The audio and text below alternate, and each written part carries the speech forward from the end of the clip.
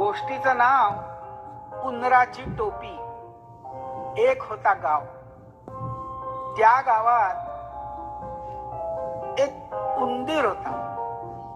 त्या छोट्याशा उंदराला मिळाली एक लाल लाल चिंधी.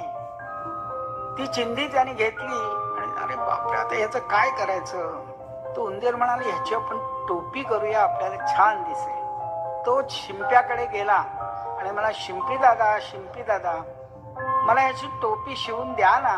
शिंपी म्हणाले, मला आता वेळ नाही, बिलकुल तू येऊ नकोस, मी तुला टोपी शिवून देणार नाही. तो म्हणाले, शिंपी दादा मला राजाकडे जायचंय, तुम्ही मला टोपी शिवून द्या ना. तुम्ही छान टोपी शिवलीत म्हणून मी सांगेन आमच्या शिंप्याने टोपी शिवली आणि राजा तुम्हाला बक्षीस देईल. थोडा बरं दे इकडे. आणि त्या शिंप्यानी त्या उंदराला टोपी शिवून दिली. टोपी त्याने घातली आणि रुबाबच्या टिंग टुंग टुंग टुंग अशा उड्या मारत राजाच्या दरबारात गेला. आणि अशाच उड्या मारत मारत इकडून तिकडे बसून राजाकडे बघत, इतरांकडे बघत राहिला.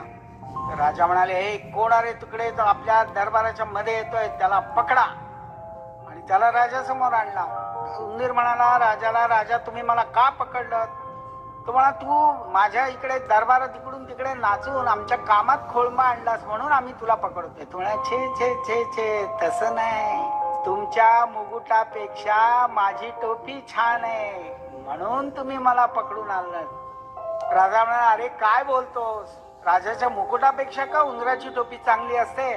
मी आत्ता तुझी टोपी उडवून देतो बघ. त्याने राजाने त्या शिपायाला सांगितलं आणि टोपी काढून घेतली अशी. तो उंदीर होता हुशार. तो म्हणाला, राजा भिकारी माझी टोपी घेतली, राजा भिकारी माझी टोपी घेतली. अरे बापरे, राजा म्हणाला, अरे हा तर आपल्याला भिकारी म्हणतोय, आता काय करावं. देऊन टाका रे त्याला त्याची टोपी. तर त्याने उंदराला टोपी परत दिली आणि ती उंदराने टोपी घातली. तुंटून उड्या मारत बाहेर जाताना, राजा भ्यायला माझी टोपी दिली, राजा भ्यायला माझी टोपी दिली. बरं का मुलांनो, उंदराने युक्ती केली म्हणून राजाच्या तावडीतून सुटका पण करून घेतली आणि स्वतःची टोपी पण मिळवली. असंच नेहमी युक्तीने वागायचं.